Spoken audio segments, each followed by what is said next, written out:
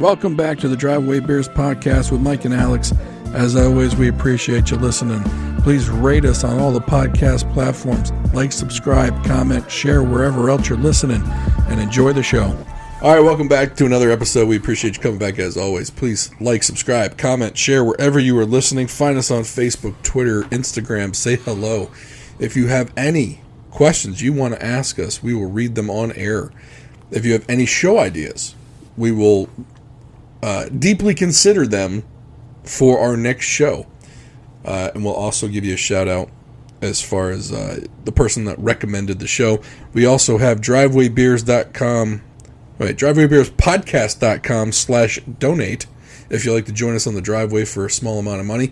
We don't currently have a new bourbon to test out, so if you'd like us to try one, we will be more than happy to take the money you send us and go buy that bottle. Yeah, so you're buying us a drink. You're buying us a drink. Want to thank Adam Chubbuck with TechMD.com, Douglas Realty in Pasadena, Maryland. Going into a situation where the Fed might reduce some rates, which could also reduce mortgage rates. You need a professional who keeps their eye on these things. Adam's got a team of people that not only monitor interest rates, but they monitor the real estate market as well. He also works with a very, very good mortgage associate that can get you financed if you've had issues before. I know for a fact he saved a couple of Adam's deals when other banks have not come through. So go to TACMD.com, TACMD.com. Get your advice now, even if you don't plan on doing anything until the spring. He is going to guide you through the entire process. This is going to be a very interesting episode because we're not sure where we're going to end up. However, that's most of our episodes. That's very true. And I have a great segue to get to where we were before we hit record from where we were talking about 20 minutes ago when we should have hit record. We have not talked about this because we were waiting until the initial reaction kind of died down a little bit. But Diddy is in some hot water, if you will. Apparently there are quite a few charges on him right now. And then there is also what could come out at the trial as far as who's touching who, where, what age they were touched at, by whom, what was done. Let's just say he was having some freaky-deaky parties that he called freak-offs.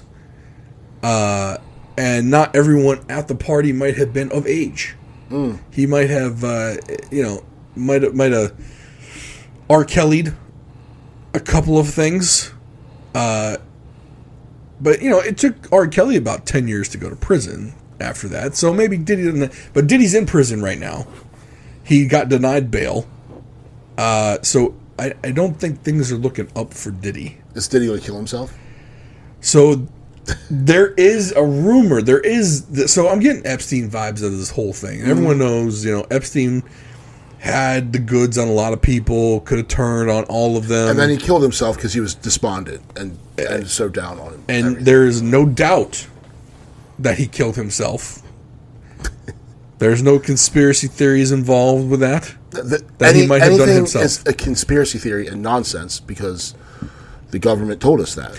So he killed himself. I normally sometimes forget to say this, but everything said in this show is a matter of our opinion. There are no facts. We don't know shit. Not even opinion.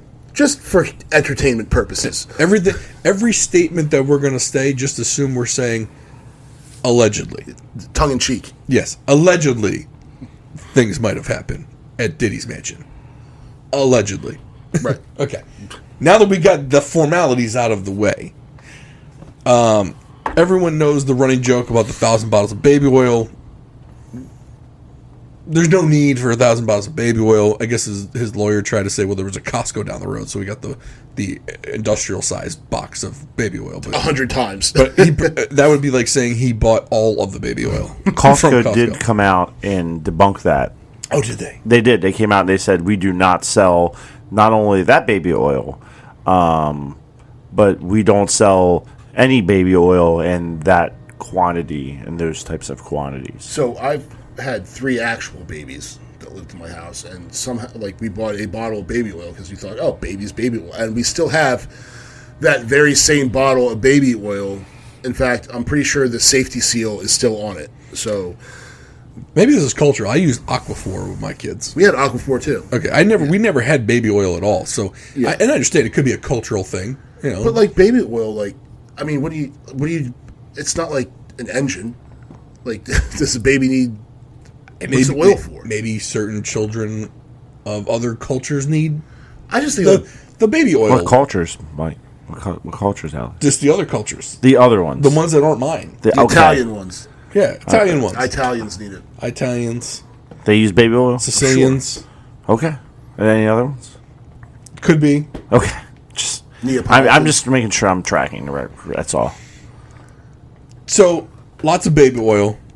And then there's apparently... so, a lot of the case was made from an ex-girlfriend of Diddy's who apparently he beat the shit out of, named Cassie. It's always a scorned woman.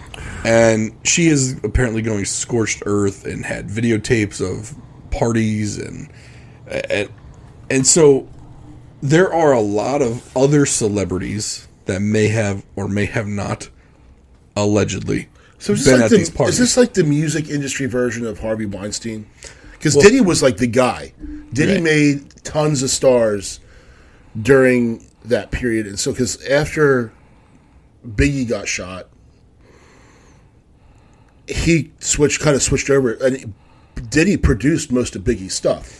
And all that whole New York scene, all those rappers, Diddy was involved in all of them. Well, I mean, Jay-Z was involved with Diddy back then. Like, I don't know if he was under the Bad Boy label, but he was doing songs with Biggie and Puffy and all those guys back in the day.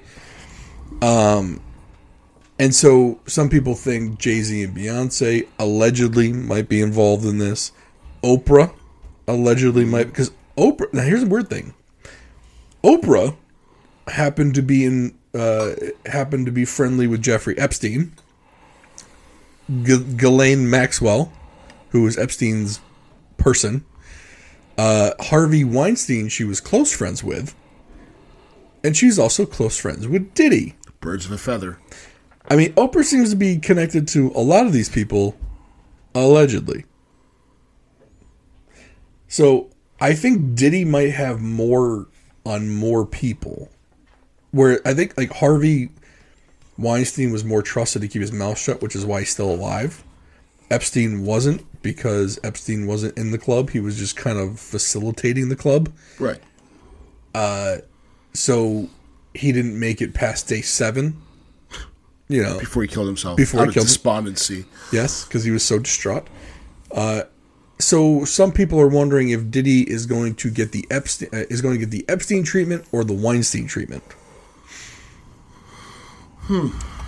But apparently the word on the street is Diddy's too much of a loose cannon to not divulge secrets. Who is worth more money, Epstein or Diddy? Diddy. Diddy, right? Oh yeah, okay. I think a lot of Epstein stuff was like a lot of Ponzi schemes. Yes. Yeah.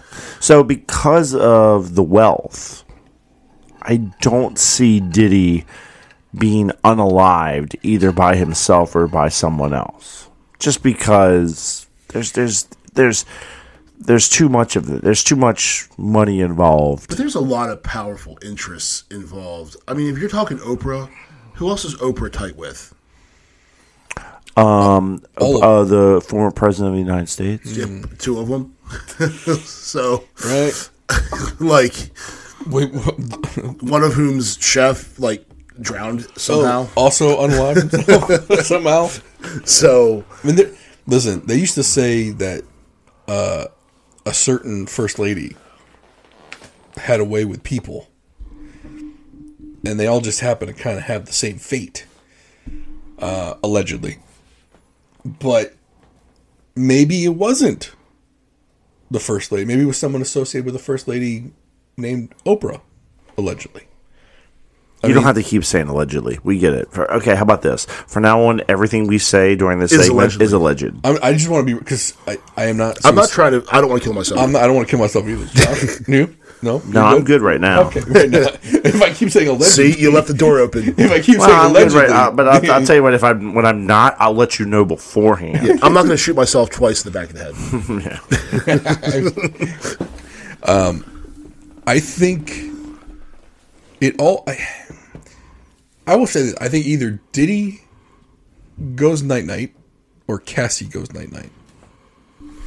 Or if other people are going to testify. I don't think we've heard the end of this. I think there's going to be some cloudy circumstances that happen with this trial. Is Cassie famous, or is it just some chick? She's a video hoe, probably. Oh. For the MTV generation that know what that is. I've probably seen her, like, on a video. I mean, she probably is easy on the eyes. Yeah, and now she's scoring out of the limelight and try to get a paycheck from Diddy. Diddy said no thanks. Yeah. And there was video there was video of him beating her up, and she's like, "Sure, I'll cooperate." And see, that's what's leading me to believe that they had dirt on her too, and she flipped. It very well could have been. Yeah. Very well. Like, she was the Jelaine. Cassie was... She's still alive. I don't know how she's alive. Yeah. Because I think she had all the information. There's probably a time bomb out there that if she... Yeah. Like a pager. Yeah. Yeah. Well, there's a backpack and a bus station somewhere, and she gave the key, or she put the key somewhere, and only she knows the location, and she wrote a letter to somebody. Yeah. To say where that look. I mean, I might have watched a movie. If I don't make this phone call every day at 3:00, that's right. So and so, someone's been instructed to go to the locker at BWI Airport 43. You know what I mean? Something like that. It's go time. Yeah, yeah. Jason Bourne stuff. But right now, I mean, Diddy was smart. He'd be doing that same thing right now. What I don't get about Diddy, though, is the dude had a jet and so much money. He could have gone anywhere in the world and never been caught. But he come back? Didn't he? Yeah, but he came back. Yeah, but he came back. I think he thought he was untouchable. See, arrogance will get you. He probably thought there was no way the FBI is going to come for me. Because you got to remember, it was the feds that raided him. It wasn't local cops. And, like, when was the last time feds went after someone for, and not that I'm saying domestic violence is not an offense that should be the feds don't do that. Correct. It's not in their purvey of things they do. So all of a sudden they're going to go after Diddy now? Yeah. I mean, I wonder if, I'm always of the opinion when the federal government is doing something over here, they're really doing something over there they don't want you to see. It's a distraction. Correct. So is Diddy a distraction? And what is a distraction? Because they know everyone's going to pay attention to the sex and Diddy, and everyone listens to Diddy music at some point. So and is going to know all the people involved in it. So all the freaking hey, look over here. Is the news covering this like crazy though? Maybe I just don't watch the news that much. I don't watch the news either. The places where I look for stuff is covering it, but I listen to people on YouTube and some other places who might not be completely credible, but enough of them are saying these things. Where I only sit at home and read the Bible, so I don't know of anything that's going on. I just know he's in some deep doo-doo. I don't know who Diddy is. No Diddy. Hey, so listen, and just help me out here. And I could have Googled this, but I'm just going to ask it because there might be people out there with the same question. Sure. Diddy, Puff Daddy, same guy. Yes. Sean Combs. Sean Combs. Changed his name. Combs. Yeah, I mean, I will always know him as Puff Daddy. Mm-hmm. Right, then became P. Diddy. Yeah. P. Diddy, which, whatever. I mean, listen, man, do you, right? Like, listen, I had email addresses when I was younger that I would no longer use now as an adult, right? You're not setting your resumes out to... Yeah, for sure, right? Fisher 79. And I don't want to jump ahead, but in I volunteer for an organization locally, and so I get access to... I see a lot of email addresses, and there are some people that just do not abide by that rule that at some point if your name was, and I'm you know what, I don't know it exactly, but like if your name is like Honda Chick 69 at yahoo.com and you are a 35-year-old mom, right? I don't know. I just think that do you still drive a Honda? Maybe, but if you don't, especially if you don't drive a Honda anymore, even if it's a Honda, but if it's a Honda Odyssey, like probably time to change. It's not a CBR. And you're definitely putting out the message with your DTF. Right? So it's just some of these emails. Stop putting 69 on your email. Let me see the tramp stamp. Some of it's there. Yeah. Oh, you know it is. You know it is. That's and here's an aside. Like when we go to we are all members of the same pool in the summertime. Correct. And when I go to the pool, and what you don't go. The one day I went, you weren't there. True. But we were sitting there and watching, like, because everyone's wearing bathing suits and the moms are all there, and then they got the tramp stamp and like, you're someone I would have tried to get game at 20 years ago. But okay, so Puff Daddy, P Diddy, same guy. So some celebrities, and not that I give two shits about them, but some of these are on the self-righteous side of things, who like to talk down to people about certain beliefs that they may have or may not have all of a sudden deleted a lot of their social media. But what they don't understand is the internet is forever. Yeah. There are archives of every single thing that you ever put on the web. Yeah, but still, you want to make it as difficult as possible to access that information. Archive.org is not a hard thing to use. Listen, with some people it's not. So, I mean, there are people with more time than me that are able and have more than enough time to go searching for that stuff. And they're going to do it because they want to get clicks. Sure, but you got to do your due diligence. You have to. That's very true. You're right. You do want to make it as hard as possible. Like, let me ask you this. If it turned out, if I was found and exposed to have committed some heinous acts, would you go online and unfriend me on social media? No, I mean, I'm talking like terrible. So I'm going to say this, yes. Right. So, but why, Alex? Because someone could go on archive.org and see that we were friends. Like, why? This actually happened to me. Oh. So there was an individual, and both of you, I believe, knew who the individual was at the time that this happened. This was years ago. The gears are now turning in my brain. This person ended up, and I don't know the result of what the case happened, but apparently got accused of diddling. Not Diddy. P diddling? P diddling? There was some accusations from the down in Georgia, who was in Isn't that where the devil's from? Who was in a chat group with Yes. He was in a chat group with us at one point in time. Mike seems to be now aware of what you're talking about, but because say that one more time. Say the last sentence again. He was in a chat group with all of us. We were all using something together, and he was. I was whatever he's talking about. I was not. For the record, I was not using this or whatever. No, the chat group was about something completely innocuous. No. That's not the point. The chat group part isn't. Did he used to live here? No. He was always in Georgia. And I knew this guy? You know him. No, you didn't know him personally. None of us knew him personally. We only knew him through the group. Like, none of us could pick him out of a lineup. Okay, whatever. Okay. So anyway. Let's pretend I know. Yeah. Okay, so immediately, as soon as I find out who this guy is, first, I text him to make sure who it is. Like, hey, did this really... radio silence, right? So then, did a little internet sleuthing and found out, oh shit, he's probably in prison for this. So I kick him out of the group. Delete groups that I can't kick him out of. And I sent you guys the actual, newspaper article about the person.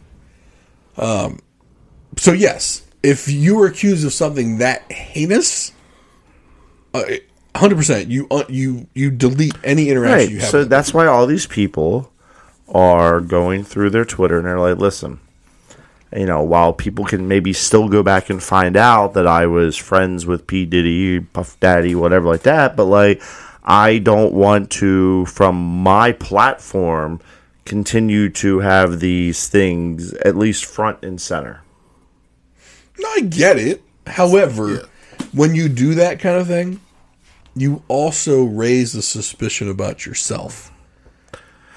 I mean, yeah, but that's inherent. Like, part of me would just be... Now, listen, honestly, if it were me, now it depends.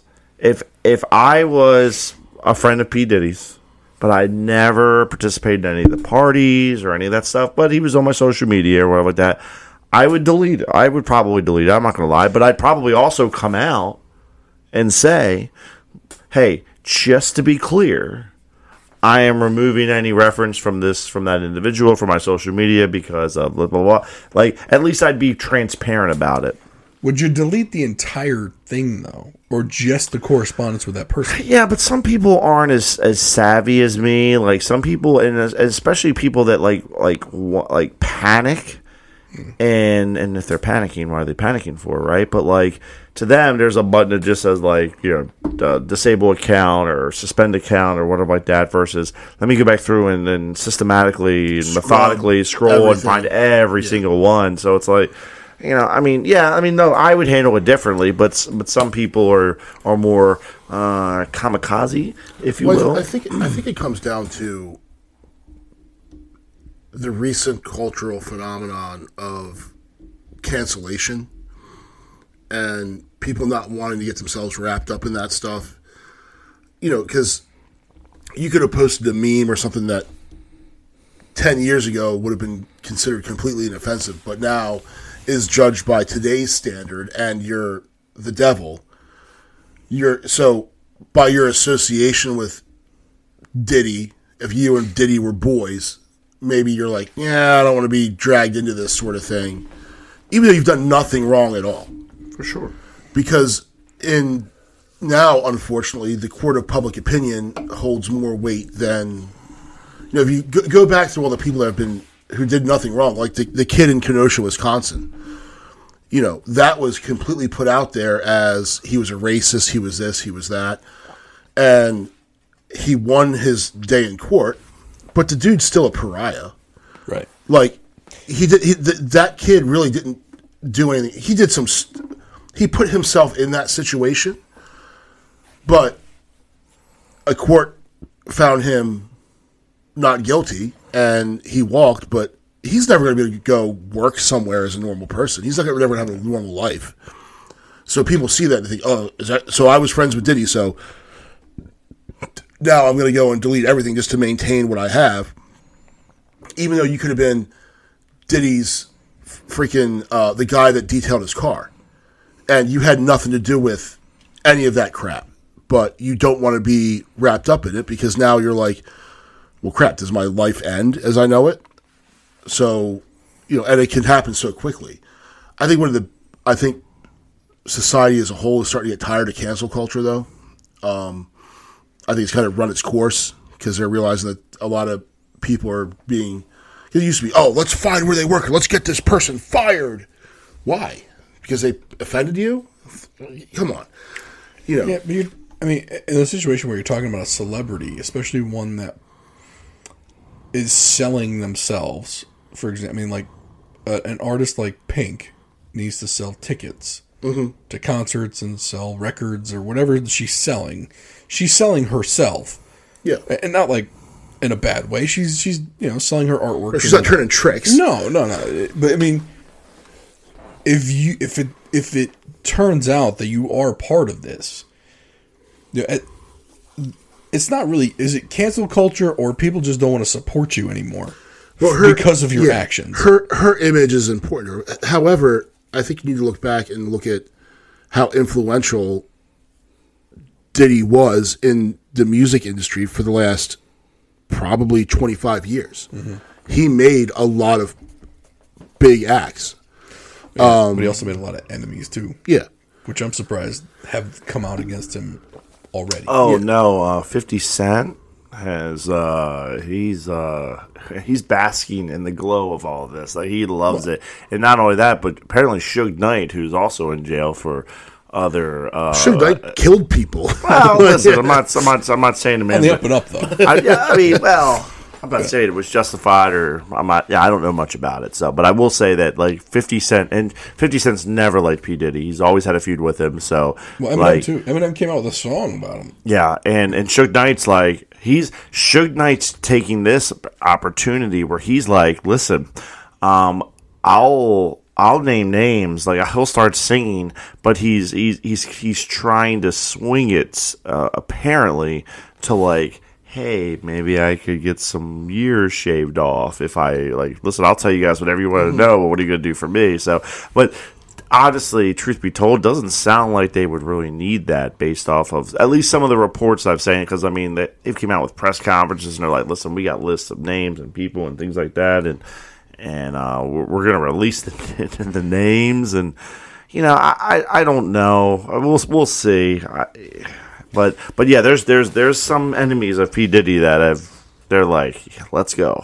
Well, I mean, so everyone, I don't know if you guys ever watched this, and for whatever reason, Shannon Sharp gets a lot of people on his podcast called Club Shay Shay, and there's a very famous interview he did with Cat Williams. Love Cat Williams. And if you only watch it in clips, it's pretty damning of what he's saying. But you might not be able to understand what exactly he's talking about because he kind of talks in metaphors a little bit. But if you go and watch that entire episode, he pretty much says the quiet part out loud about a lot of actors in Hollywood. There is a certain group of people in Hollywood who have dirt on a lot of the biggest stars out there. Like he made the reference to how every single black man that was ever a star in Hollywood at some point has wore a dress on TV, movie, stage. And that was like he said that was basically their way of like pushing the black guy down. Denzel wore a dress? I don't know. But like Will Smith did, Kevin Hart did, Dwayne Johnson did. Like, but wait, hold on. Are we talking about for like a skit? Yeah, I mean, on a show like Martin Lawrence did Big Mama's House. Yeah, but there's plenty of white actors that have done the same. What's his name? The big director. Shanae. You talking about Shanae from Martin? No, Tyler Martin Perry did Big Mama's House. Yeah, but Martin in the show Martin Martin played was a Big character, Mama. but he was also Shanae. But Tyler Perry's done entire movie series. No one's forcing these guys. Yeah. No one's forcing these guys to do this. But what Cat Williams is saying is that they are forcing them to do these things. Like Kevin Hart wore a dress on SNL, and you could tell he was uncomfortable when he did it. Yeah, that's a little different though. But you're not going to tell me that Martin Lawrence dressed as Shanae, he didn't like that. I mean, he got into that character, right? Like, but I mean, you can either lean into it, or you can do what Kevin Hart did. You go listen to that interview. It's a. I'm listening to you, and I don't buy it. So listen to him. There's no way I'm going to buy it if he says it. Why are these other people? Why aren't they coming out? Where The Rock is one of the biggest Hollywood stars in Hollywood. Kevin Hart's one of the biggest stars in Hollywood. You're telling they don't. So doesn't that lead some credence to what he's saying? No, it doesn't. The Rock was The Rock was The Rock before he was Dwayne Johnson. Like, he didn't need to trust him. But he wasn't an actor in Hollywood. Yeah, but they wanted him. Hollywood star. But they wanted him so bad. I don't buy it. I'm convinced that there's a racket, an extortion racket out there that gets these people. They collect. They get compromise on them, and they have like Tom Cruise as the freaking Scientologist, and John Travolta is. There are rumors going around that those dudes are 100% gay, but they don't want to hurt their trajectory as stars, the roles they can get, so they essentially pay off, whatever hell that church is. Mm-hmm. Diddy's thing, there's the Epstein thing, There's The Weinstein thing. Yeah, the Weinstein thing. There's the whole, I forget what they called it. It was all these big name politicians when they were younger. They go out west, and they go to some festival, and it was essentially they collect compromising information, video, whatever it is on them. Nixon didn't do it. Nixon called it the most blankety thing he's ever seen and left. And then they freaking got him out of office with Watergate. But there are all of these different circles, and it's not that big of a stretch to believe that that's possible. Like, think of all the money these guys have, right? So you get them hooked in, you collect something on them when they're young, then you have them on the hook. You don't want this coming out, do you? You don't want this coming out, do you? So you just they keep getting more and more and more into it because they have an image. Like, think about Pink. Pink has an image. They all have an image. They sell their image. They sell their brand. So if you were to do something to tarnish the brand or tarnish the image, it hits them in the pocket. So I'm debating whether I should share this story because I didn't really think it was relevant until right now. Share it. Like, I'm literally putting two and two together as we speak. Mm-hmm. My father told me a story a lot of years ago, back when he was alive. He's now deceased. May God rest his soul. And he did not unalive himself. No, he did not. Cancer got him. It was legit. However, there was, and this was like just before he got sick, he liked to have a cocktail or two. And some stories were coming out. And he had mentioned, and he was in the military, moving up the ranks. And as he was moving up, he was invited to join a group of people in New York City. And so he went, and it was like a dinner or whatever. And it was basically like a meet and greet. And there were quite a few powerful people there. And so after that, they asked if he wanted to join this group. And my father kind of, I guess he asked what it entailed and the initiation and all this other stuff. And that's when he said, it was kind of I didn't join it. The stuff they wanted you to do was kind of a little off the wall. And I didn't really think about it until just now. And now, and like the group that I remember he said it was, kind of makes sense. If you go through the conspiracy theories through history. Did he tell you what they wanted him to do? No, he didn't go into specifics about what it was. Damn. He just said it was, I can't remember the exact words, but basically it was kind of fucked up. Like you want him to fuck a goat or something? From what I kind of got the understanding that it had something to do with like an initiation ritual. Kind of like the movie Old School. Kind of like Vanilla Sky. Or no, Eyes Wide Shut. Think of that. Never saw it. But I have seen Old School. And you've seen Old School. So yeah, you're my boy, Blue. Yeah, right. They did initiation, so that's what we know about. So think Vanilla Sky, Eyes Wide Shut. We haven't seen either one of those. Have you seen? No. Eyes Wide Shut was Tom Cruise and Nicole Kidman.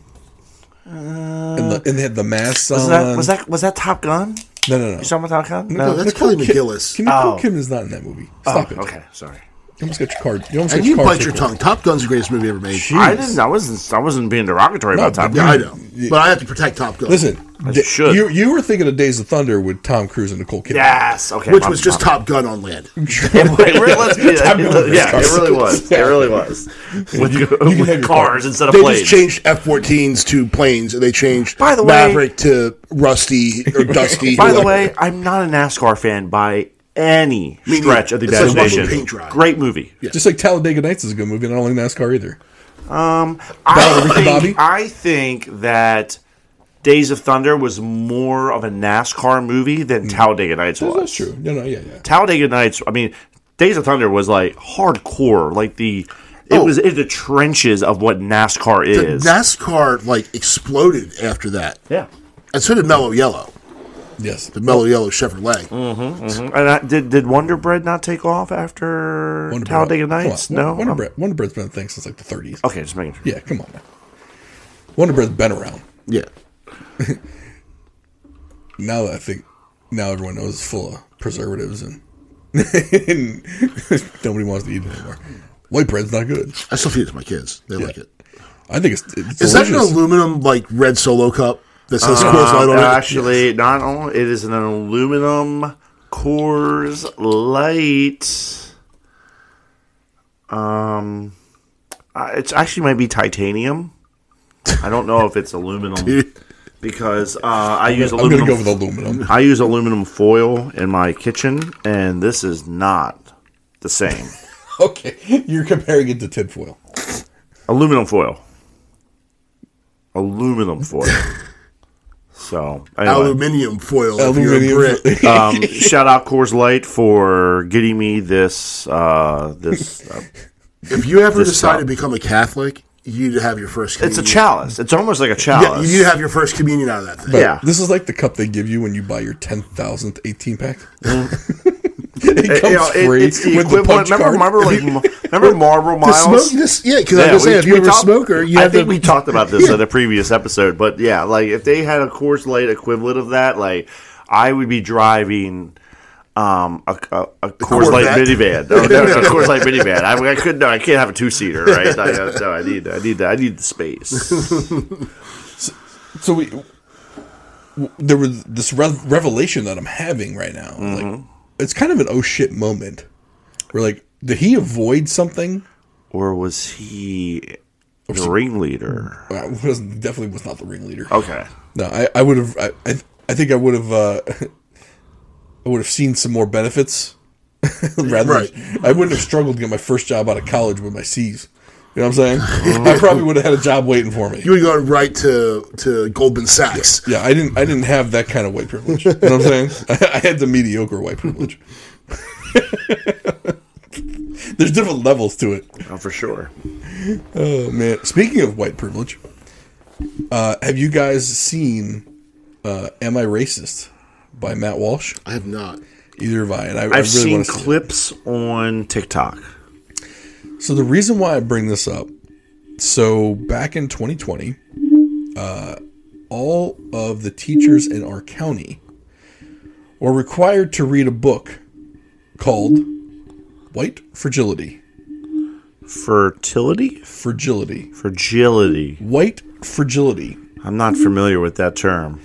So, it is a book called White Fragility. By Robin DiAngelo wrote that? By Robin DiAngelo. Yes, how do you know that? Because I read it. You son of a bitch. Probably was forced to read it. What? It really allowed me to explore various aspects of my upbringing that I'm ashamed of. No, I didn't read it, and I probably will ever agree with anything in it. But you knew the author. Because I pay attention to shit. Because it was okay. Fair enough. I don't. So this was a book that was mandated by a lot of employers for their white employees to read. Only the white employees? Yes. The black employees were not, or not. I shouldn't. Hold on. Let me rephrase that. The non-white employees were not required to read it. I don't believe so, but maybe they were. In fact, maybe they were. I don't think it was discriminatory. I think everyone had to read it. If only we had someone nearby that could confirm or deny, someone that we knew that could tell us for certain whether people of certain colors had to read it or just one. Yeah, I know for sure that certain people that worked for the county school system had to read it. Now, how did they ensure that you read it? To do a book report. I'm pretty sure there was like some kind of like Book It, like the Pizza Hut Book It program. No, a book report. You had to write a book. They had to do a book report. Did they have to report on like they had to write like a? I don't remember what the reporting. 2 pages, single spaced. I'm making all this up. For sure. But like, because like, here's what I would do. I'd be like, yeah, I read it. I think it was just called required reading. So so all you had to do was say I read it. I think I'm not sure. I don't know what the reporting requirement. Because that's what I would have. That's what I would have. The compliance requirement was. I don't know. What the only book I read is the Bible. So So every Tuesday night we get together. So anyway, Correct. The point of this was that the lady, Robin DiAngelo, sits down with Matt Walsh not knowing he's Matt Walsh. Right. Which is unbelievable to me. Yeah. I mean, do you not have Instagram? It wasn't a great costume, if I remember. It's like he had like wig. an emo kind of haircut. Yeah. I don't know what he Hit the did. man bun. Skinny white guy with a beard. But well, truth be told, though, like honestly, like he's not as well known as Ben Shapiro. He's not. No, even He's though he not. falls in that same sphere. But He's in that same But he's not. So- She don't know. Yeah, She so doesn't know who I'm he not is. as surprised that he could get away with it. So Ben Shapiro. So of that whole, what is that? What is Ben Shapiro? Daily Wire. Daily Wire. And Matt Group. Matt Walsh I like works. Matt Walsh. Ben Shapiro to me is a bit of a neocon. So he's all about war and blowing people up. So I'm not. But in any case, I know Matt Walsh. He's also funny. So a lot of people, if they haven't seen Am I Racist, they'll remember him from the movie he did called What is a Woman? Mm-hmm. And he's got this ability to talk to people that believe what he's trying to expose. And all he does is he lets these people talk. And it exposes them for the ridiculousness that it is. Mm-hmm. And so he went to like this women's march. And he would just ask participants, well, what is a woman? And he would just let them answer the question. Yeah. And most of them couldn't. So it's like, you're at a women's march and you don't know. And he goes, I'm at a women's march. I'm trying to support women. I'm just trying to find out what is a woman. And so he puts it that way. So he comes off as very non-confrontational. And he did the same thing with this one, where his whole thing, and the way he says it is, we wanted to make sure we paid these people their asking fee. Because every time they get someone to sit down, they put up the fee they had to pay to get them to sit down. And then he comes at it from the perspective of, I'm on my anti-racist journey, and he's going to these anti-racist professionals. Yeah, they're like struggle sessions or DEI professionals, anti-white professionals, and he's trying to get them to guide him on his journey to be a better person or whatever it is by eliminating his whiteness. And he just lets them talk. And he just comes across as ridiculous because nobody outside of that left-leaning bubble hears this shit. They don't think it's happening, but then he puts it front and center to these moderates and independents and whatever. I mean, it's brilliant to have a theatrical release because people are going to go, and it's a comedy. It's essentially the Borat on the right instead of the left. Yeah. I guess the equivalent of this would be like Scientology. Like, they're very secretive about what they do, right? They don't like to be exposed. They don't like anything about it. Like there's been a few times where like people have recorded and exposed things that they do in behind closed doors, and it's a cult. It's this is the equivalent of a cult. But the biggest corporations have bought into this. But they're starting to walk it back. You're starting to see it, like Ford, for instance. Like, but the thing is, like, big school systems have bought into it. If you look at any big school district in the state, they'll have their DEI. Maybe this state. No, that's what I'm saying. In this state, It depends on the state, right? But my issue with the whole thing is, number one, I'm not apologizing for something I didn't do, right? And anyone who would apologize for something they didn't do is a moron. And sometimes I don't even apologize for stuff that I do. Right. Ask my wife. I'm not apologizing for shit. So the other part is that all the money that's being spent on a DEI office. So say you go to like Baltimore City Schools, right? I guarantee you, if you looked at their structure, they have some sort of DEI executive level type person who's making several $100,000 a year, that has a staff, a budget, all that other stuff. That's all well and good. However, wouldn't that money be better spent actually helping the people they say they're helping. Probably not. Not there. They could not.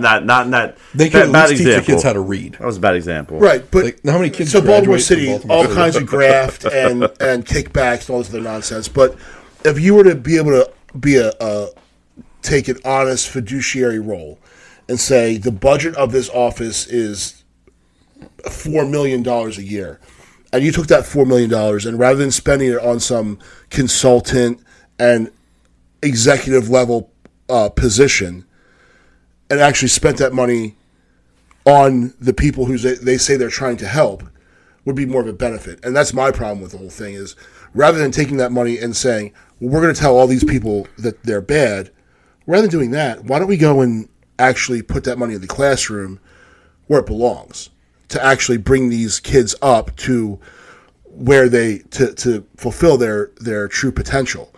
And that's the whole problem I have with it. Like if some guilt-ridden suburban lady wants to pay someone to have a struggle session, go ahead. But when you're taking that money away from instruction or from so they actually benefit, like truly benefit the people they say they're trying to benefit, that's where the scam is to me. Look, if someone wants to pay me to tell them how bad they are, I'll go and I'll turn on Marine Corps drill instructor and tell you what a piece of shit you are for 8 hours a day. But I don't think that money is well spent, taxpayer money spent where it could be spent to actually help people that really need that help. It's just a waste. It's just a waste. Yeah. And I mean, you guys kind of hit on some of the problems with Baltimore with the kickbacks and the no-show contracts and all that. But you're right. Let's say you've got a person in the administration in a DEI role making $150,000 a year. You also put out a contract for $3 million for DEI educational materials that you've got to pay these publishers for. Yeah. You know, because Robin DiAngelo's book isn't free. No. You've got to pay for those. And then you've got to pay a professional in weight fragility to come in and consult your teachers and teach them about their own weight fragility. Yeah.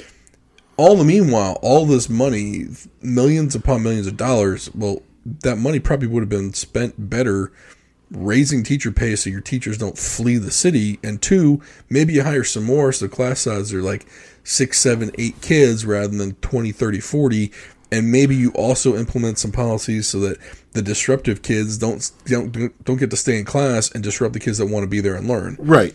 And that's the thing, like, hey, little kid who lives in West Baltimore who is dyslexic and can't read, we don't have the money to pay for your specialist that can actually teach you how to read and get you where you need to be. But we have money to tell all the employees how bad they are. And that's the true evil of the whole thing, is that everyone's bought into this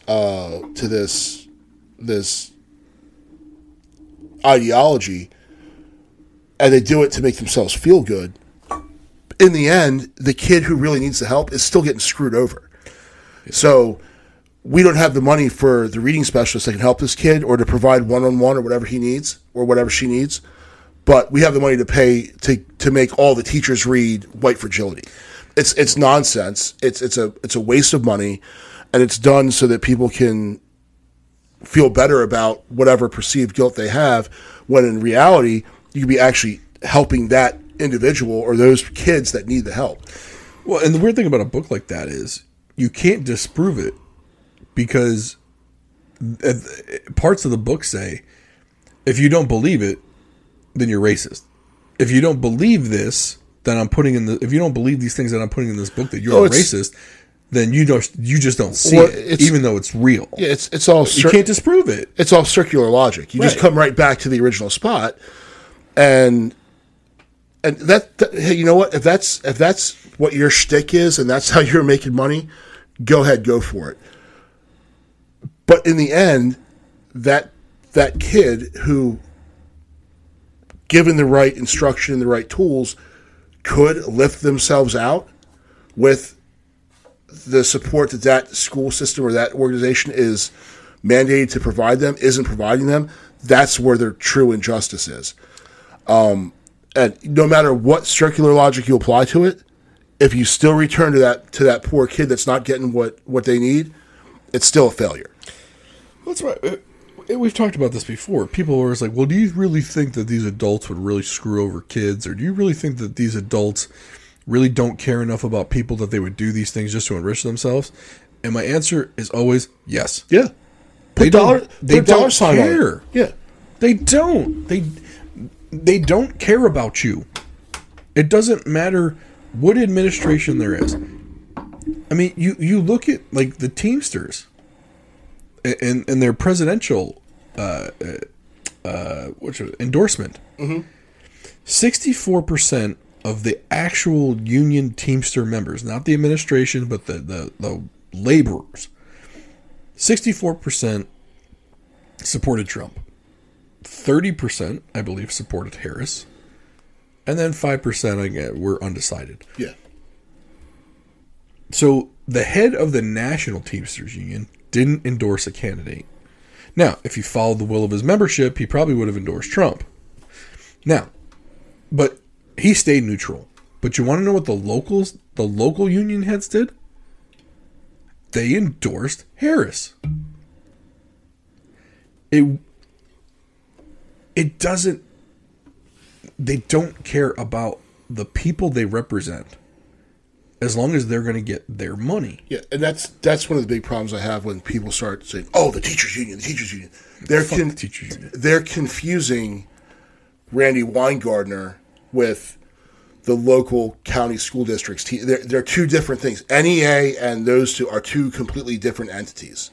Yeah, your local steward is not Randy Weingartner. No, the local steward is looking out for the welfare of their membership. Randy Weingartner is looking over for herself. Correct. She's looking to get as many kickbacks as possible. Yeah. And for people that don't realize how much money there is in these politics and these political games and the race hustling, I mean, look, you've got people like Jesse Jackson, Benjamin Crump, Al Sharpton. They've literally made their entire living off of this by keeping these racial tropes alive. And look, I'm not one to say racism doesn't exist. However, there are certain people that keep it more alive than others. And it might not be people that look completely like us. There are some. What does that mean? So, when you say people that don't look like us. The people that might be keeping racism more on the front burner are probably people that benefit financially from it. Okay. And what do they look like? Some look like us. Some do look like us. But look, what's her name? What's the D'Angelo lady? What's her first name? Robin D'Angelo. Yeah, she's white. She's making money. Okay, no, you just said it. I was just curious what they look like. That's all. I mean, they're not. I'm just giving you a hard time. They're not 400-pound white guys with beards. Yeah. I mean, look, listen, I take an opportunity to put them on the spot. I'm going to put them on the spot. The 400-pound white guys with beards are probably actually racist somewhere. Yeah. Like doing racist shit. Yeah. Listen, but they're not making money off of being racist. No. Like little suburban white lady. Yeah. You know? Well, or Al Sharpton. And the thing is, like, so we're products of the 90s. And when I left high school, it was almost like no one like it was just we were all friends. It didn't matter. My high school was really it was very diverse. I knew a lot. Like I played football. Like I had friends from all different races and creeds. No one really cared. And then all of a sudden it came right back again. But when there's a financial incentive to keep it alive, well then yeah, you keep it alive. When there's a political motive to keep it alive, you keep it alive. When you can attain power and influence by it, you keep it alive. So, and it's not to say that, again, like you said, like it doesn't exist. Sure, there are assholes everywhere. There are racists all over the place. But they generally expose themselves in some way, shape, or form. And you deal with the individual at that point. And for the most part, the individuals, like you said, they're not out. They're not putting that out there unless they're just that emboldened level, right? Where they got their Confederate flag or something, whatever. And not everyone with the Confederate flag is racist. I'm not saying that, but I mean they're pretty upfront and let you know Yeah, they don't like you, and they generally live. I mean, they're not living high on the hog. No, at that point, they're usually pretty. They have other issues going on. Yeah. So, but I mean, I think the people that probably did the most damage racially, at least at a policy level, weren't the average working people that didn't put any policies in place. Was it some rich motherfuckers that were making money off of the oppression of another? Sure. Yeah, but not the oppression of them. No. I'm still trying to figure out how Michelle Obama is oppressed. You got me. I mean, didn't she go to an Ivy League school? Did you say she? Oh, Jesus.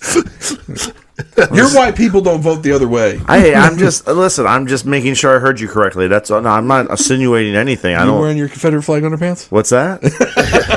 I'm not wearing any underpants. I can't, where Oprah says she's oppressed, like, I can't get behind that shit. I'm sorry. No, and and that's not to say that Oprah or Michelle Obama did not experience localized instances of racism or localized instances of just being a dick.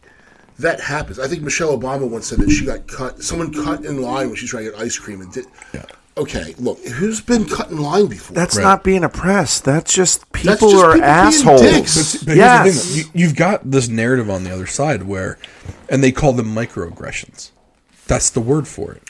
It's microaggressions. If someone cuts in front of you, and if you're of a different color, it's racist. Right. If someone cuts in front of you and you're white, they were just an asshole. They're just an asshole. Guess what? There's a lot of assholes out there. And they're assholes. And listen, are some people assholes to certain people because of the color of their skin or the way they look? Yeah, they are. But that is, listen, and maybe I'm naive, but at least in the environment that I grew up in and around here, that's the extreme exception to the rule. Yeah. I'm not saying it doesn't exist because I'm sure it does, but just because it exists somewhere doesn't mean it exists everywhere. For the most part, people are just assholes, and they don't care what color you are. They're going to cut in front of you, regardless of the color of your skin. Like we said, like brown's going to brown, asshole's going to asshole. And they're just being assholes, and they probably your appearance. They're such assholes that your physical appearance played nothing. They're going to be an asshole to you regardless. Right, and to that, you can even drill down even further. There's unintentional assholes who don't even know they're being assholes. Right. Like the person that cuts in front of you didn't realize there was a line there. Yeah. Right? They just went to the front because they're that oblivious to what's going on around them. Like, we all know those people. Those are the people that are assholes at the school pickup line. Yeah. They don't realize there's a line. Right. They just see an empty lane and they drove down it because you it's their don't first know time. how dumb you are. Correct. You're that dumb. And then you got the person who's an asshole because they're trying to be an asshole. Yeah. They're trying to provoke you. They're trying to be that asshole. But regardless of what you look like, they were still going to be an asshole that day. And it was going to be intentional. Yeah. They were just looking for someone to asshole for. Yeah. That's it. But it's almost like people get indoctrinated to believe that if anything happens to them at any level, it's because of race. Yeah. And one of the problems I have that is it perpetuates victim mentality. And with victims are helpless. So if you're a victim of a hurricane, for example, you could do nothing to prevent the hurricane. You're a victim of it, right? Victims are not, which is funny because people keep saying, "Oh, empower this and empower that," but you're a victim. The two ideas are contrary to one another. So that victim mentality is, "Oh well, you can't do anything about this anyway because the system's against you." Well, and if I'm being completely honest, I don't think average Joes and Janes think this way. And on either race, I think elitists think this way because it's going to earn them money to think this way, and to tell other people to think this way. For example, I watched Jillian Michaels' podcast with Matt Walsh, and they talked about, and I don't remember the person that did this, did the actual video, but they essentially went to college campuses with predominantly white kids, and they talked about voter ID, and the they basically said, is voter ID racist? And all the white kids and white suburbanites said, yes, it is, because black people can't get IDs, or it's harder for them to get IDs. One guy said, it's harder for black people to get on the internet. And these are all white people saying this. Yeah. Meanwhile, then he goes to like a downtown inner city, and he basically asks all these black people, hey, do you happen to have an ID? And every single one of them had one. Yeah. And they're like, well, and then he would ask the question, like just playing dumb, basically saying, well, is it more difficult for you to get an ID? And they were like, no, I went to MVA. We just go to the MVA or the DMV or wherever they were. This sounds like a Charlie Kirk video. I don't know if it was Charlie Kirk or was a different guy. But essentially, but they all answered him. And no one was like, they all kind of looked at him like, what the fuck are you talking about? But the problem is that you have all these people who have, like all those white kids in the have never actually known or interacted with on any level a black person or a Hispanic person or someone who doesn't look just like them. And that's the problem, is they're kind of projecting their own racist ideology on everybody else because they don't know. They've never been exposed to anyone who's not just like them, who's not the country club set or the laptop club or whatever made-up demographic, what I call it. They've never actually engaged with someone who is different from themselves, so they assume, whatever nonsense their professor taught them in their class, so they say, of course that black people can't get an ID. When there are literally millions of black people that have IDs or Hispanic people that have whatever demographic you want to assign to it, who all have obtained IDs to do things like fly places or, drive a car or whatever it is they do that everyone else does, because the only people they assume are people they need to save. Well, so that's where kind of Matt Walsh kind of went, basically saying these people are so racist that they don't realize that their train of thought is the racist train of thought, whereas the people that they believe are the racist, but in reality they think that everyone is equal to everybody and everybody can do anything, aren't the real racists. Yeah. And it's amazing, though, that you see that come out. And I've only seen the clips of that, and I want to see the whole thing, but you can get, if you see enough clips, you kind of almost see the entire movie. It's one of those things, like, I've got a feeling I'm going to go see it, and there's only going to be like 15 minutes of it I haven't seen because I've seen all the clips. Yeah. But it's amazing to me that it's those people that are kind of, when I'm saying those people, I'm referring to the white people, right? Not black people. Yeah. It's those people that are like, they're perpetuating more racism. It's like, fuck, man. It's like, what are we doing? Yeah. Except they're making money. That's what they're doing. And that's, when you realize that's what it is, yeah, it's over. Yeah. And I think a lot of people are, they know they're faking the funk.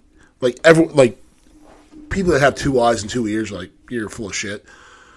But if you come out and say you're full of shit, then they just label you. However, when you go down and you see that the whole cancel culture thing is kind of losing its, people are tired of that shtick, so it's kind of lost its. But they fired Tucker Carlson, and he's more influential than he ever was. Yeah, but some brands are getting not canceled, but they're definitely, like, Bud Light got hurt. Yeah, I mean, AB InBev did not like what happened. I mean, I have to say this. I'm contractually obligated to not drink Bud Light because of my connection with Coors Light. Correct. I'm gastronomically not, can't drink Bud Light because it tastes like freaking butthole, and I hate it. And I hated it prior to. Anyone who's ever had the Bud Mud can testify to that. So, not a good segue, but speaking of which, I try. So I've had the Uncle Nearest 1884, which I thoroughly enjoyed, and I forgot how much I liked it. The bottle is now gone, by the way. That was a Costco bottle from back in the day. And I tried this. It was the Ezra Brooks 99. going from the Uncle Nearest to the Ezra Brooks, I'm surprised the Ezra Brooks is gone because I don't think either one of us like it, but we don't dislike it enough not to drink it. It kind of tastes like dirt. It does. That's like every beer Ty ever offers me. Ty catching strays in this I'm one. sorry, Ty, if you do listen to this. An hour and 4 in. He's got to listen for the whole episode to catch the stray, but he's catching him. But now we'll tell him that he's mentioned in the episode, and we're we'll gonna have have to listen. We won't tell him when. But Yeah, that's true. it kind of has a swilly flavor to it. It's not good. And I'm sure there's some douchey fucking word for it, like, oh, it's got a taste of loam. Oh, it's a Thai beer. Charred oak barrel I'm tasting. Musty taint. So, Besides your pickle beers, Ty, just saying. hey, the pickle beers are good. I know. That's why I had to tell him. No. I have to show him some love if I'm going to throw him some shade. If you don't like pickles, you obviously like the pickle, but I'll do a pickle shandy. I don't Miller Lite with pickle juice in it. I don't like certain things mixed. I'm What? sorry. I've never. What say? Sir? What you say, sir? Yeah. Does that work with Coors Light too? I'm sure it will. How much pickle juice do you put in a 12-ounce can? It's, Is there I a? would say 75-25 ratio. This is bringing up more questions. Does Coors Light have a Coors Light lime? No. No, but Coors Light had a summer shandy, and it was the freaking bomb. It was. And they made it for one season. Why can't they bring that back? I don't know. I do have to say, I don't like Coors Light at all. if there's one Bud And Light that I I've like, it's never Bud Light held Lime. that against you. And Well, I don't like it either. I'm a Miller Lite guy. I've held it against you. Yes, you have. I'm a Miller Lite guy. I don't like Because he's a Coors. light beer guy. You're not. I like Miller Lite. What are you talking about? Hold up. Alex drinks the champagne of beers. I do like the High Life. And High Life Light. But High Life mostly. The High Life is light enough as it is. You really don't need a light version of that. It's kind of like a double negative, you know? Yeah. Shout out Coors Light. Coors Light. Here's my problem with Coors Light. Okay, here we go. The only time I drink Coors Light is when I've drank a lot of Yeah, but- other things. So by the time I drink it, it's like, hey, this is all that's here. And do you want one? Yeah, I'll drink anything. And then the next day, the only thing I remember is the last 3 Coors Lights I drank as I'm hungover for 2 days because I'm old as fuck. No, you go ahead. I think we had put out an episode idea a long time ago. I was about to talk about an episode idea too. We never did the light face-off. That we never did the Coors Light, Bud Light, Miller Light. Bush Latte. So So, in this is how we brought it up. Bush Latte was put in the worst beer face-off. And did really well. And we really liked it. And that's when it was like, oh, maybe we need to do a light beer face-off. And then you and I went on our bourbon kick and decided not to do that. we need an independent fact checker. And not a bullshit one like Snopes or any of those other freaking douchebags out there. We need someone to actually conduct the blind taste test. Why not us? Because it won't be legit because you'll know what's what. We need a volunteer. hey, So you're saying we got to have someone pour them so I can be objective. Right, because you can't be objective if you know what you're pouring.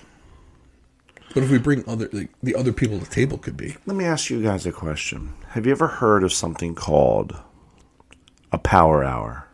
Oh, I don't like a Power Hour podcast? So you've I don't like where this is heard. going. I have. So here's a power hour, Alex. You're going to love it. Okay, It's easy. and you do it with light beer, right? So I think this is a perfect idea about a light Yeah, beer. we're not doing it with double cannons. Yeah. So for We're 1 doing Thai hour, beer. feel like I for threw up at the one end of this. hour, every minute, you do a shot of your choice of light beer. Don't like it. Right now, and most people, You if can't you're drink an ounce of Miller Lite an hour. so hold Look, on. I've fallen into this trap. No. So This ends if you're badly. so hold on. So when you listen at home, you're like a shot of beer. Not even 1 beer. minute An for- ounce of Coors Light. Coors an Light, hour. Miller Light, whatever. This ends badly. Anyway, but let me tell you That's the something. trick.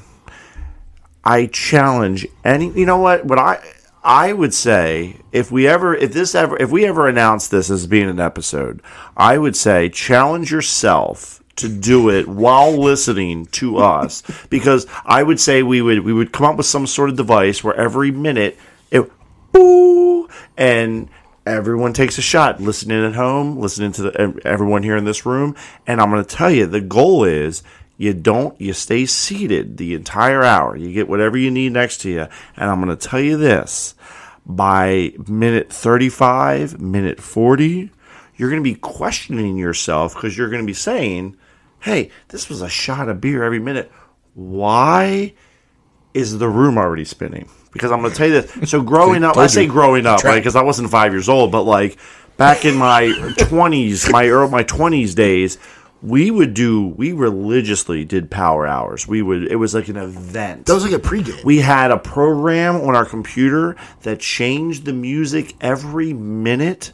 It was a tone, so we'd be all sitting in a room. We'd have like a slideshow going up on the screen at the same time, where we'd look at photographs of like past. It was an event, and it was great. So I'm gonna challenge both of you right now. I'm in live on this episode of this podcast, that we pick an episode and we do a power hour during that episode. And I think it's an episode where we could maybe even invite a friend or two to kind of do it with us. I'm in. Because do you forget how old you are? I know. He reminded us in last week's episode.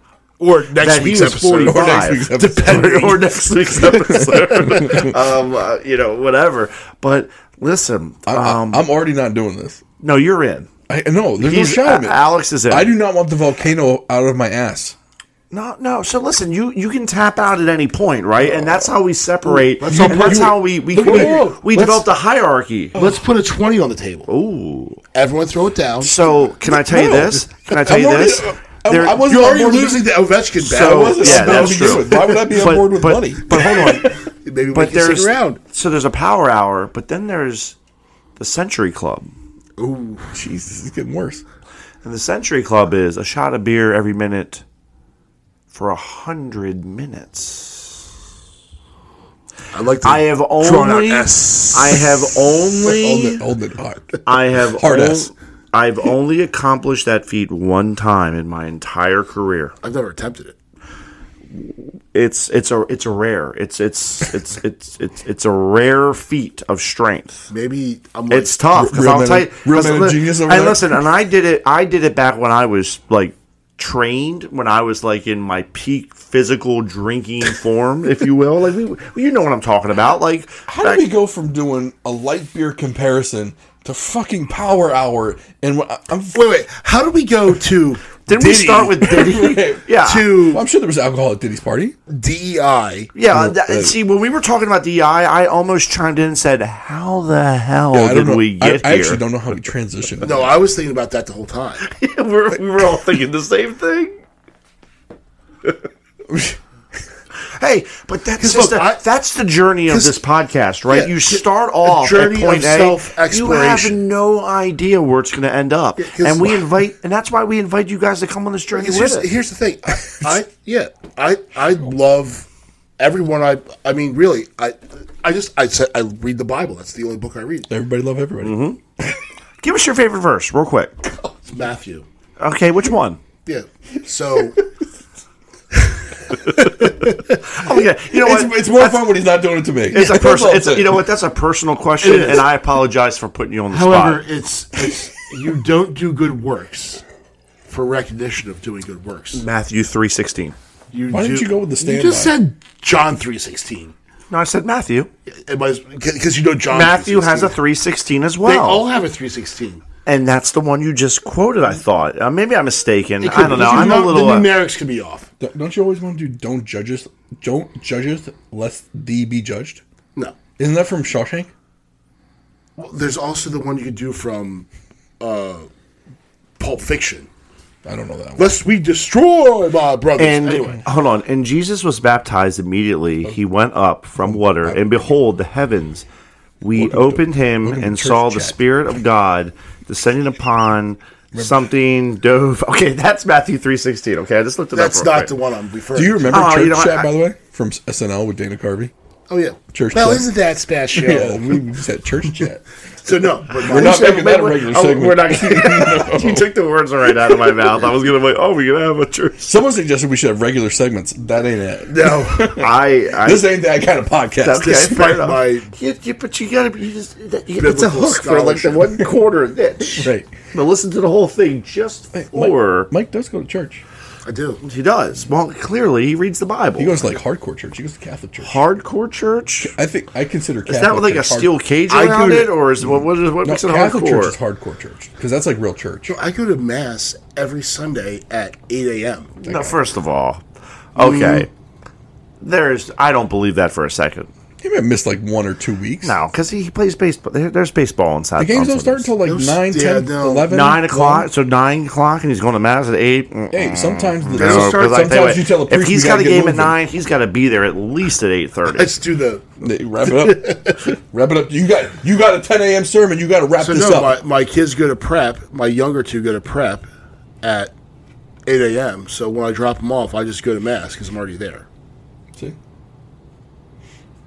And I receive communion and, He's distracted. yeah. His lady friend texted him. She sent you any boobies? That is... The first part was true. That part, no. That just no... Any blue chews? That's Hey, what we were going to talk Hey, about. speaking of... Okay, so... Oh my God. Because we're an hour and 15 minutes Yeah, into I this, know we so- can't start it now because this is a very important topic. So maybe we should save it for next week. I think it has to be done. Next week? Maybe.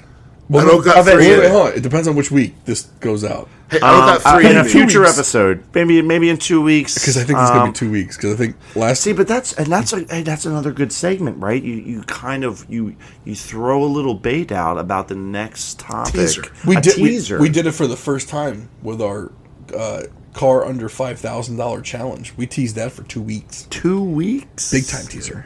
2 weeks. That's like building up to like a WrestleMania type pay per Build view. up. I thought you were gonna say- Climax. that's what I thought. That's where we're going with the build up. Where a climax? Yeah, I mean, if we're talking about Blue Chew, That's the thing that happens after you eat the blue chew. that's right. Ah, But if you use the other chew, it happens when you want it to happen, not just automatically. Yeah, the vitamin C. Yeah, okay. that's going to be a men's health episode. Men's Health brought to you by Coors Light. Pfizer. Coors Light. And bad decisions. We have said this the whole time. If Pfizer comes with some cash, Oh, I'm all in. I will sell my soul. Get your 85th booster. Have you gotten your flu and COVID shot yet?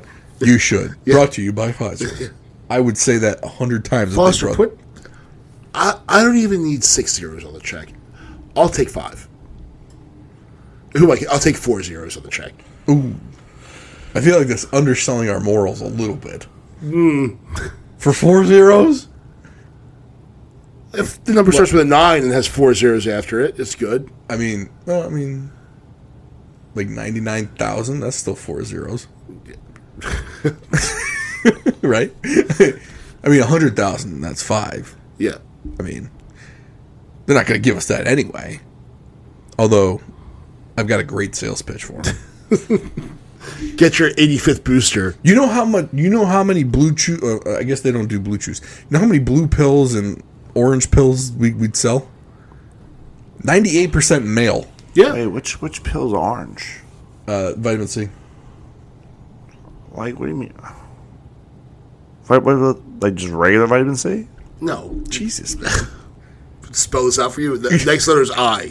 Played Hangman. Vitamin CI. Oh. I didn't know they were orange. It lasts for like 36 hours. Are yours? I think they're orange. Ish. Beige.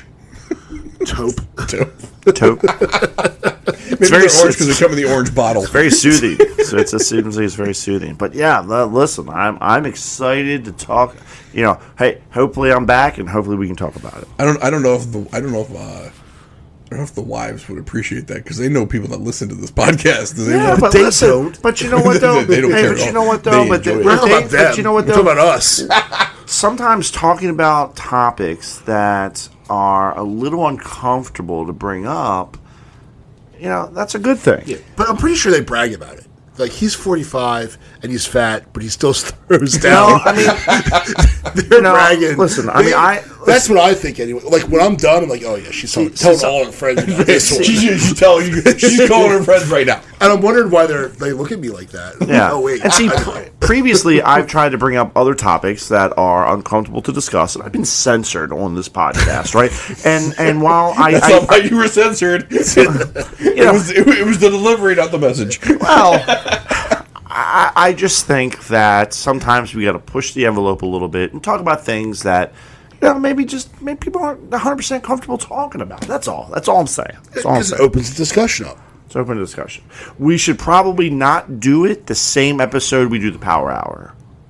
Just that Power Hour. Okay, I'm already telling you right now. Power Hour not happening. Okay, but can we look? I don't veto a lot of ideas. I think I'd have to veto this one. Maybe you could be the observer. Yeah, like you could just be kind of like the facilitator. Look, it does happen in this basement. I don't need it to be. What if you just did a shot of beer every 2 minutes? I probably would. I have participate. I would still probably throw up. You haven't? Are you? Oh wait, no, we haven't. I haven't either. Stop. No, I know you. What if you did a shot every 2 minutes? What about every 2 minutes? You do it like it's like the Special Olympics and Olympians. The science is gone. The Paralympics. The Paralympics and like real Olympians, like Michael Phelps and Ryan Lochte. Yeah, or I don't know any names. Who's like further down the list? Who's like 8th place? Barely, like not making a podium, but happy to be there. Look it up. 8th place swimmer against Phelps. I don't know if you want to. John Ho Kim, probably some Chinese or Korean dude, right? Could be. Not that they're not good swimmers. I mean, 8th place is still 8th place in the Olympics. The world. Yeah, right. I'm not knocking them. So like we're like Michael Phelps, where he is Jessie Long. Jessica Long. Jessica Long? Yeah, she's a Olympic swimmer. Don't you know her? Come on, Alex. So it's not even in the same race as Michael Phelps? Well, she swims in the Olympics, except she swims in the Paralympics. And is a woman. I mean, that was just the first one that came up, Alex. I'm sorry. I didn't mean to paint you that picture. That's a different event, different category. It's swimming. Different gender. She also has no arms and legs. And develops thrust with her eyelids. And with all due respect to Jessica Long, everyone else. Like a torpedo. She at least has, based on this picture, she at least has one arm. Okay, listen, and I'm not saying that. Listen, we've been having some drinks. I don't know what her paralytic issue is. Oh, man, I'm just digging this hole. But we censored this one too. Well, no, she definitely. Okay, I've seen other pictures. She has both arms. I don't know what's wrong with her. I'm sure. Listen. But you know what though? God bless her. Like you know what? Anyone that overcomes. That's like the Southern insult. God bless her. God bless her. It's like the backhanded compliment. All right, listen. If you're from Georgia, all Olympians, listen, they're better than me. I probably couldn't beat a Paralympian. I couldn't beat any of them. Yeah, no. Unless it was hey, you know what though? I did hear a take on Olympics one time where the Olympics would be better if they had all the Olympians and then just one average Joe Schmo also competing, because like you don't really get the crutch of just how amazing these athletes are. Because they're all like neck and neck, right? They're like, oh my god, like you need a Stavi in there. We need Stavi. And the 50-yard dash, you need a Stavi. Yeah, like just to Stavi, see what it's like. I want Stavi is Uncle Ronnie. I want to see Michael Phelps and like all the other Olympians, and then Stavi in lane 8, right? So that way you can be you need to put him in lane 4. He's got to be in the middle. Okay, that's fine, whatever. But I think that would give everyone watching a better appreciation for just how amazing. It would also give the lifeguards something to do. I did hear also another take was the most worthless job ever is a lifeguard at the Summer Olympic Games. Like, what do you? But I mean, someone could cramp up. You never know. Didn't someone jump in the pool from the stands? But if you had me swimming against them, the lifeguard might actually have something to do. Because I'm gonna give it my all. He's following. Because in my head, he's not even in the chair. Because in my head, F this dude, I got this.